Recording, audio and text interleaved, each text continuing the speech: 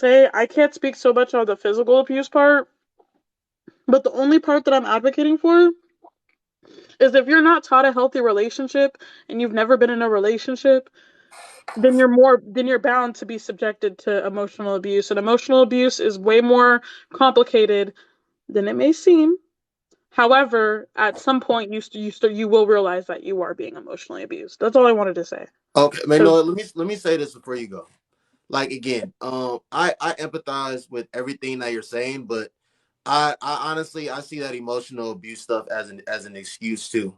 I people say that they stayed or they did X, Y, and Z out of love, or that they stayed for the family. They did it for the kids. Like people make up a bunch of like I agree with what that man said in the video. Anytime you're talking, you're trying to come up with a reason as to why you weren't able to do something. That is an excuse. Like I rarely hear people ever say like, you know what? I knew that like this man or this woman was doing X, Y, and Z to me, but I just decided, I just on my own merit, I just chose to stay and I did the wrong thing. It's always, well, I didn't know X, Y, and Z. And there may be times when people really didn't know, but I still see it as an excuse to some extent. I will not lie to you. well, I mean, yeah, no, well, that's like I said, like I respect your opinion. Like, I understand that. Like, I get it, but at least for me, like what happened, it happened. I learned from it. It's not gonna happen again. And for me, that's all that matters in that sense. Not a matter of like, there's a lot of things that I could say that I regret doing in that relationship, but I'm glad that I got out and I'm glad that I did what I needed to do to leave. So, like I said, yeah, like to each its own. There's no hard feelings. All right. Thank you, Magnolia. I No appreciate you. All worries. Have a good night. right, you too. Division. Go ahead, bro. Marty, I see you. I'm gonna get you up here, Marty. What's up? After What's up, my boy? Hey, you can hear me? Yeah, I can hear you. Hey, yeah. Before we get into it, I just want to tell everybody respectfully, if y'all could please tap the screen, share it live, and I just want to real quick before we get into it too, give you your ups, G. Like, just for having the best TikTok, what I'm saying, lives on this platform, really going against the grain to have these controversial topics, and just it's real monumental to be a black man, to be rising above all this stuff, and the system in on the app that work against us. So big ups to you, my boy. Appreciate it, brother. Hold on, Division. Hold on. Marty said he want to say something for 5 minutes. What's shame? Shame. I'm gonna drop you and bring you right back up. Somebody wants to come up here and Hold say on, something really before quick. before before Marty get into it, just tell him wait real quick, cause before I forget what I'm gonna say, cause All right. Magnolia was saying stuff. So getting into the topic at hand or whatever, like I feel like one personally, I don't want to necessarily be like I don't want it to come from a privileged place, because I mean, domestic violence is a real serious thing, and I feel like sometimes when we speak on these topics, and there's people out there that's going through it for real, we can kind of come off as privileged and say, like easily do this, easily do that. It's certain things that I can identify and say, what a person should do or what I should recommend, but I don't necessarily want to just be like, well, you absolutely or you stupid if you know what I'm saying, this and that, because if I'm not living in your shoes, I just really can't tell 100%. But getting into the whole domestic violence thing, I feel like it's important for people to understand where it starts at. And a lot of the times, it's especially if we're talking about the whole men attacking women thing, it's them, playing and preying on a woman's mental. Typically, you don't have people that meet one another and immediately, a man is starting to beat her after the first date, because you're not going to allow a stranger to beat on you after the first date, and you're not going to allow a stranger to talk to you any type of way after the first date. You typically is going to bounce right then and there. So when we talking about this whole mental, abusive thing, it's not necessarily nobody off rip calling you out your name and doing this. It's actually them doing the opposite, treating you with a lot of love, over gifting you, just showing you all of this type of love that you never felt like you can experience before. And they get you in a soft, weak space and a weak place to make you feel like you don't need anybody else but them. So once they get you so comfortable and so low, that's when they start exposing the real, and they start, really showing you who they really are for real, for real. And by that point, once they get you in this space, it's like it's such a deep ass hole to the fact you feel like you really, don't got you can't come out of it. You don't got nowhere to go. I've literally heard situations about men being in a relationship with women, and they've been loving on them so correctly from the woman's point of view, and will really, move them out of town so they far away from their family, just so they could get them in a physical place so where they could, ball out and do whatever they want to do against them.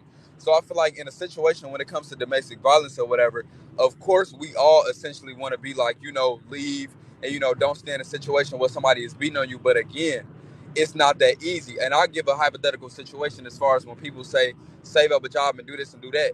It's not, first of all, if you're in an abusive relationship, a man is not going to, essentially sit back and watch you try to get out of the abusive situation that he put you in. So when he see you trying to, glow and progress and go to work and really do something for yourself, he's going to beat your ass even more. Secondly, you still have to maintain a certain lifestyle for yourself. So essentially, if nobody's, what I'm saying, in an abusive relationship and jumping out the gate and immediately going to make $500 an hour, or realistically $40 an hour, you're Mm-hmm. going to find something that you making, just barely living by, medium means essentially. And it's like, how can you realistically save up enough in a short amount of time to get away from this abusive situation while still trying to maintain your regular life, still trying to get gas, get food, provide for yourself, get hygiene products, et cetera, et cetera. It's like, it's very, very hard to be in a situation like that. I feel like as well, when it comes to like abuse and domestic violence situation, it really, really depends on experience as well. If you've had some sort of experience before, and this will kind of go hand in hand with older people, because the older that you get, that's what a saying is, you should kind of know. When you're a little bit older and you have certain experience with certain things, by that point you necessarily shouldn't put yourself in certain situations where you've seen these things happen before and where you might be have a little experience. But typically for the younger women, usually age 19, 20, 21, 22, 23, 24, 25, etc., when they're very first getting into dating, if they don't have any experience and they don't have any clues or signs or signals to what this stuff exactly looks like, of course it's going to be easier for them to fall victim to this stuff. This is also why a lot of older men prey on younger women, because they know they can easily manipulate them. They know that, you got a lot of 40-year-old men that simply like to prey out the younger women that's 19, 20, 21, 22, because they know that they can get them in these situations because they don't have any experience at all. So that's why I don't want to get I don't get too deep into the whole victim blaming and saying, a woman should know, or you should just absolutely, you should this, you should that, because I mean the situation be so fucked up. Like, it's just literally so hard when somebody is, really, really playing and preying on your mental and make you feel like you all they got. And once they done made you feel like you all they got, and now they beating on your ass, it's like, damn, they looking at it as like, I feel like, I gotta give you a chance because you done been so right by me all along. Now, now it's like I'm trying to weigh out the bad and the good and be like, well, essentially, is this good for me to stay? Is it not good for me? Like, it's just a lot of fucked up underlayers to it or Division. whatever. Do I feel like, Division. Can I ask you a question, brother? what's up, bro? First off, what's up, man? Good night to you. I hope y'all all doing well. Division, it's good to see you, brother. All right, so I got a Absolutely, question for absolutely. you. All right. Do you also accept and recognize that there are a lot of young women that look to try to get with older men to use them for their money, financially abuse them, confuse them? They're looking for sugar baby relationships, stuff like that. Do you accept that that is also a part of reality too? Absolutely. It's a lot of people. It's a lot of women Okay. that, of All right. course. So But hold hold on. on, real quick. Hold on. So Hold on. before you ask the next Hold on. question, Hold on one expound on second. that. Hold on one second. Hold on one second. So they're adults, and in the same way, like a 25-year-old man could, victimize a 20-year-old woman or a 19-year-old girl, right? In the same way, they're old enough to have the discernment to do that, or the level of manipulation to do it. A 25-year-old woman or a 24-year-old woman also has the ability to make a choice to try to manipulate somebody too, right? And so this is something that I think we talk about so much from one side, that women as a group only see themselves as victims and don't ever consider the fact that a lot of them, sometimes there are women who put themselves in these situations intentionally, and then when they talk about it and when they get past it and they talk about it, then they may mischaracterize that situation as, what, the man did this and he groomed me and blah blah blah blah blah, when meanwhile the girl did everything she could to try to get that man's attention or keep his interest, this, that, and the other, because she was financially using them. And the reason I say this is because I've seen it happen over and over again. We just saw it happen with Adam Levine and the woman that was trying to get with him. She's like, "Oh, he abused me and used his power against me." And like, there are men who do that. There are 100%. There are men who do that.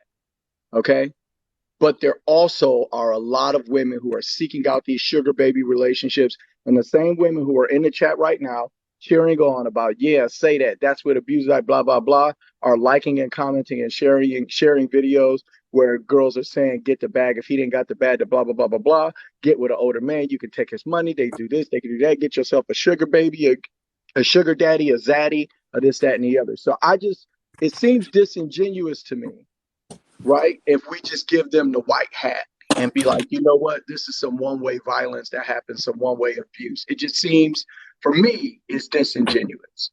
Okay, let Not me on let your me part, but it's a let me respond disingenuous to way that to real have quick. a conversation. Not that you're being disingenuous, Division. I want to make sure you know I'm not throwing any shade at you. I respect you, brother. I'm just saying that it's a disingenuous way to have a conversation, that when we talk about abuse, we frame it from one side, as if there are tons of guys who are locked up on fallacious charges by women who abuse them and then weaponize the police system against them. Like they did a study where they found in like over 70,000 cases of domestic violence, like over 70% of the initiators of the violence was the woman, and she was the one who called the cops. And it was ones in which men got arrested specifically, and over in 70% of them, the woman was the one that antagonized the situation or broke the touch barrier and hit first. Like, I don't know any men who haven't been hit by a woman, hit by a girlfriend. I don't know any man. Like, women are very comfortable to put their hands on men. They slap, poke, punch, push, prod, pinch, and because we're big and strong and they can't hurt us, they don't think anything about it. But women are doing that type of shit all the time. And then the emotional and verbal or manipulation and shit, like women verbally abuse and manipulate men constantly. And to pretend as if they're all victims when the truth of the matter is everybody needs some damn therapy. It just seems like a disingenuous way to have the conversation Okay, about real abuse. You quick, Mike. feel me? Let me respond to that, bro. So of course, respect your opinion, your outlook on things or whatever. Yeah. However, of course, if we talking about just domestic violence as a whole, I would agree that it has to be apples to apples essentially. So if we talking about when we started the conversation talking about men putting their hands on women, it would go the same way with women putting their hands on men. But when you brought up the example as far as like them looking or scouting for to be sugar babies and stuff like that. Essentially, in a situation like that, if the man is agreeing to give his money up or whatever, that's not on her because he's willingly doing that. But a woman in a domestic violence situation, a woman doesn't ask a man for Oh, him to well, we put were his hand talking about on the her. age gap thing. That's Hold why on, I wait, brought that up. real Yeah. quick, real quick. So a woman doesn't ask a man necessarily like, to hit me, to put hands on me, et cetera, et cetera. Like she's not asking for that. But if she's asking for money in a situation and he's willingly give it to her, me personally, I don't think those two are necessarily comparable. Now, if No, they're I wasn't comparable in a comparing the sense, two. I wasn't comparing the two, brother. That's why I tried to stop you a little bit earlier when you were saying that. I wasn't comparing the two. I was referring to two different instances. You got domestic abuse, and then somebody mentioned financial abuse, and you were talking about a man dating a younger woman and grooming her. And I was like, a lot of these women look for these situations in relationships. They don't date men who are their age. They like dating older men because they like the money, or some of them, they want a meaningful relationship, but very few of them do. And they look for these situations. And then when you talk to them 10 years later after the shit ends, they talk about how an older guy dated them, used them, and abused them because it's a zero accountability argument where you're not willing to say, you know what, I was looking for a situation like that. I was looking for a man like that, and it didn't work out for me. I picked a bad one, right? And then I'll say this point two for you guys to think about, and this is important for everybody that's listening. Okay, check this out. And I know this because I learned this myself about me. So I'm about to share something like super duper deeply personal. Okay, I had to go to therapy, right? And I went to therapy twice, as a matter of fact. Once, coming out, for some shit, whatever. I went to therapy twice, right? But it was all relationship connected. So when I divorced my ex, okay, um, it occurred to me that I needed to go to therapy because my ex girlfriend from back when I was in the military hit me up. 20-year-old relationship, right? And she's like, hey, I know you're single. I'd love to get back together and talk with you and this, that, and the other. You were the love of my life. I never married, this, that, and the other, blah, blah, blah. And this was like my first love. This girl was my first love, right? And so I was like, hey, like it's been a long time. I don't know you, but I want to get to know you. Like, I'll give this a chance. Let's talk and get to know each other. So we started talking. And then I noticed that there was a whole bunch of like aggressive, abusive, verbally abusive shit she did that my ex was doing, that my ex did. And it made me realize that I was the problem. Not because these women weren't, fucked up or whatever, but I was picking crazy. I was picking crazy. And then what I found out through therapy was, I had three brothers. We had, one mom. My mom was working and shit. She was a single mom. I got a job, my first job when I was like 12 years old. Like, I did martial arts, football, basketball. And do you know, nobody came to any games or nothing like that for me. Like, I had the trauma of neglect. And what that did to me was it made the type of woman I selected an abuser, and it made the type of woman I selected somebody who needed me. And so I was unhealthy and I was picking these women, the same type of woman in a different meat suit over and over and over again. I had to accept accountability for myself and say, I am picking these women because there's something wrong with me. So here's what I found out in therapy. When people go through trauma, neglect, and abuse when they're young, right? If they don't resolve it, then they typically manifest it in their interpersonal romantic relationships. And they manifest it on one or two ways. One is silence, the other one is violence. So violence is, verbal, physical abuse. You yell, you scream, you're aggressive with your partner. You try to control your partner or punish your partner with verbal or physical violence. Okay, so that's one. The other one is Wait, silence. hey, bro, Marty, real quick, before we keep going on, let me go ahead and just finish up real quick with let Noble ask Go me ahead, what bro. Go questions ahead. he was. Yeah. Yeah, before we get to like the open panel concept. Noble. So I think you had like three questions or whatever you was asking everybody when they got up here. So I shared my open like opinion on the video itself. But Yeah, then I know you had like questions or whatever for people following up. yeah. So I heard everything like that you said on the topic, and I when you put it like that, I can understand that. I can understand that and acknowledge that is a real thing. All those things that you mentioned are real. Um, is cheating a deal breaker for you personally in a relationship? Personally, yes, absolutely. And So, the reason yeah, go you ahead. want me to expound on it? So Yeah, yeah, go the ahead. reason why personally cheating. And again, I can't speak for everybody, but me personally, why cheating is a deal breaker is because I'm a very, very like I know everything that I really have to offer. So it's like if you feel like you want something else from somebody or you want to get something else from somebody, it's like go get it from just them then. But you can't have your cake and eat it too over here. And then two, I know I'm selfish like with my love, like and it's in a healthy type of way. I just want you. I want your love only, and I want what I'm saying, you to love me only. So if you want to step outside of that and try to go be with somebody else, and again while being with me, then I can't get out with that. Like I just can't. So, bro, I often hear, I hear a lot of women say that cheating is a deal breaker, for them in a relationship. Just the average everyday woman with the average everyday man. I hear a lot of them always say that cheating is a deal breaker. Whether they're married, whether they got kids with a man, they're willing to break up the home, break up the family, all because they caught a man cheating one time. But like I said earlier, I hear women talk about how they had put up with abuse with a man for years. And I know Magnolia was talking about emotional abuse, and I know you were talking about different tactics that these men may use to lure these women in and abuse them. But there's even women that will say that they put up with physical abuse for years from a man that they were married to, from a man that they have kids with. So why do you think cheating is a deal breaker, but a woman will put up with abuse for years? Now I'm gonna keep it 100 with you, and this is something that I really, really have noticed.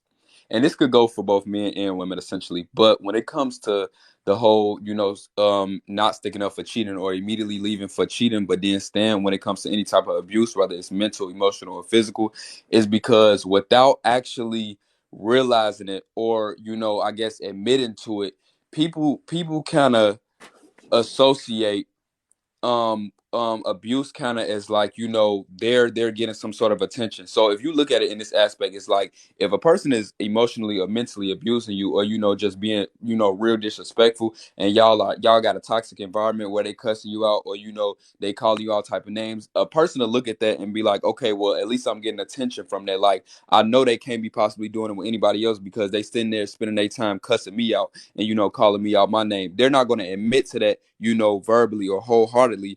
However, when it comes to cheating, that registers in a person's mind that their focus is on somebody else, whether it's negative or positive. When it comes to cheating, the other partner is going to look at it as like, your focus is not on me, it's on somebody else. But essentially, when you factor in, a person and getting you in a low space somewhere in life, and they just preyed and played on your mental, and then now they're just being abusive and calling you out your name and doing this and doing that, or even going to the extreme as far as hitting you, that victim is going to look at it as like, you're still showing some type of attention to me, you're still worried about me. I've heard a lot of people say before, the reason why they like arguing with their partner is because at least that shows that they care. And people be having the ass backwards sometimes. Like, just because a person is calling you out your name, yelling at you, or arguing with you freely, does not always mean that they care. But a lot of people confuse that sometimes and think, because my partner is, saying this to me, making me feel like this, it's no way that they could possibly be, what I'm saying, messing with somebody else because they worried about me. People equate that type of abuse sometimes with being exclusive and with a person only being worried about them, without realizing, like, they don't even really care about you for real. They just sitting here really, what I'm saying, taking advantage of you. So I feel like that's why sometimes people allow, or necessarily, don't find the immediate outs when it comes to any sort of abuse, because they look at it as like, at least they're the ones getting the attention. They know that this attention is not going elsewhere. Whereas to when a person is cheating, that immediately registers like, damn, you got your mind focused somewhere else. Your head somewhere else, your love somewhere else. So I feel like that's the reason why. Okay. Hey, and Noble, that was the second point. The second type of response to abuse is you look for an abuser because it's a need situation. And it happens to a lot of people who go through the trauma of neglect when they're young. They manifest it in their interpersonal dating and romantic relationships, where they look for a partner that is, even if they're abusive, they'll accept them because of the attention and the fact that this person needs you, and they're dumping their emotion on you and all of this. It's everything that Division said. Good job, sir. That was the second piece. So it's silence, the person who looks for an abuser and takes it in silence, and then you got violence. And the problem here, and this is the point I'll make, right? The point I'll make. The problem here is that a lot of the women, they think that the reason that they got abused is because men are abusers, and not because they need therapy, because they are looking for abusers without realizing it. They are overlooking the red flags up front. They have something in them that makes them pick somebody to abuse them because that's how they were raised. That's what they went through when they were young. That's why you see the vast majority of people, both men and women, that abuse other folks or sit in an abusive relationship. They were raised in abuse. It happened to them when they were young, and then they go out and they look for an abuser, somebody to yell at them, scream at them like they were used to when they were a kid or at home, or they look for somebody to abuse because now they're going to stand up for themselves because nobody's ever going to do it to them again. So I think that Division's spot on. Okay. I want to give the woman on the panel to speak, an opportunity to speak. Tiana, thank you for waiting patiently, Tiana. Yeah, of course. Yeah, so hey,